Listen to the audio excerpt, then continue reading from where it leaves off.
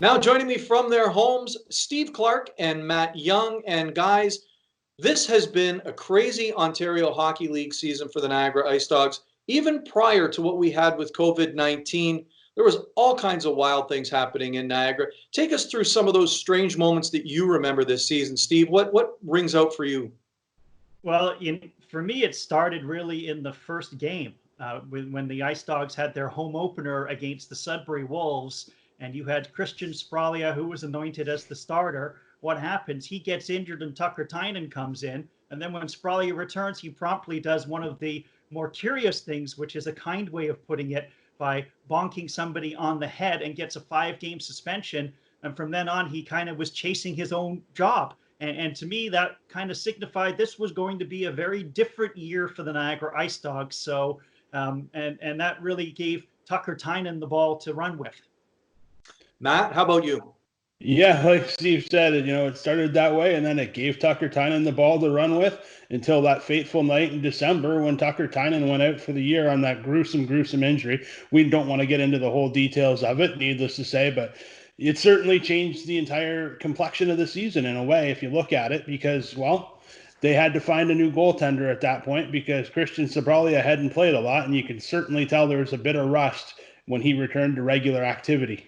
Talk a little bit about your thoughts. The team really kind of went from a couple points out of first place in the division to less than 3 months later struggling to find a playoff spot. Steve? Yeah, and you know what? When I started predicting what the IceDogs year was going to be like at the beginning of the season, I thought they were going to be around 500 until the World Juniors, and then we knew that they were going to ship off players and they would struggle for points in the second half of the season.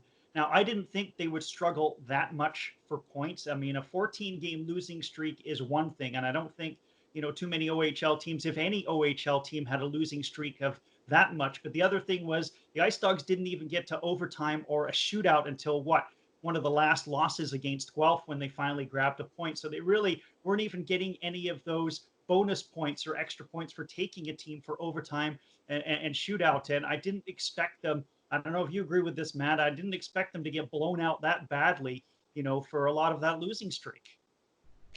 Yeah, that losing streak was something to behold. You don't see that every year. It's been a long time since I've seen a 14-game losing streak. But you know what? The amazing part about it was they were still kind of on the cusp of a playoff spot, despite the fact that they had gone through that losing streak. But then, when you factor in dealing Tomasino, Akil Thomas, then Ivan Lodnia gets hurt shortly after that. Now you're trying to struggle to score goals. And with a young team like that, everybody's playing probably 2 spots in the lineup higher than they should be at that point in time. And it's not a recipe for any sort of success. And that's exactly why we saw an extended losing streak the way we did. You guys both mentioned Ivan Lodny at various points. Do you think we give him enough credit for how much he carried this team moving forward?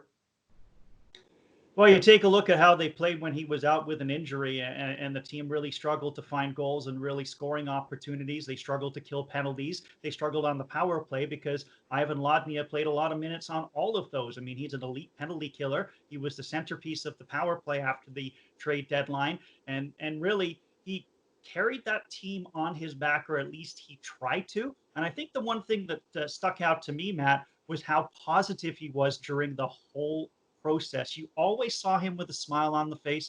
You always saw him trying to encourage his teammates. He never looked mopey. He never looked like he was getting down or frustrated. Yeah, it's funny because, as a veteran in the league, he could have certainly been, disappointed he didn't get traded to a contender at the deadline to make that one last run. He's already won an OHL championship with the Erie Otters a few years ago. So he could have been hungry for another one, but instead he kind of relished the role of just being a leader for these young guys and trying to show them the right way. And also, really, for the first time in his career, kind of being the focal point of an offense in the Ontario Hockey League. He's been on really good teams, but he's never been a focal point. In the Erie team that won the championship, he was a third line winger, a checking line guy kind of thing.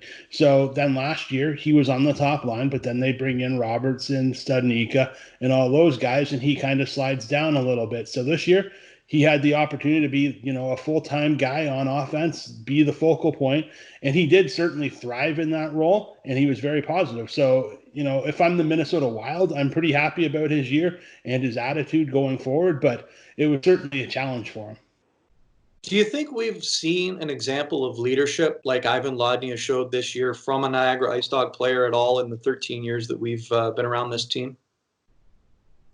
Boy, that's a great question. The Ice Dogs have had all sorts of captains, but they've normally had those lead by example type captains, not overly demonstrative. I guess Michael Swift would be one of those guys who was a little bit more energetic, but I remember Alex Pietrangelo was really that quiet, stabilizing force, and his presence made him, a leader. Akil Thomas was kind of that vocal leader, but he wasn't like Lodnia. So I really do think that Lodnia was one of those unique captains that the Ice Dogs have. And when you track back through the history of Ice Dog captains, I mean, it's hard to find one who was as positive and was as demonstrative as Ivan Lodnia was. Matt?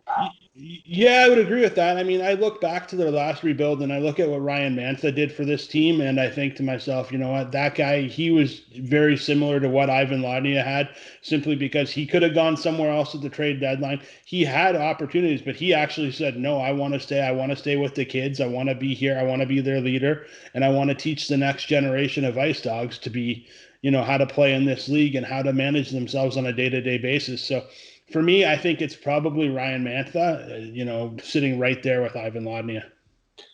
Now, none of us have a crystal ball, but I'm going to ask you to give us your best guess. Do you think, had the season continued, the Ice Dogs would have made the playoffs this year? Steve?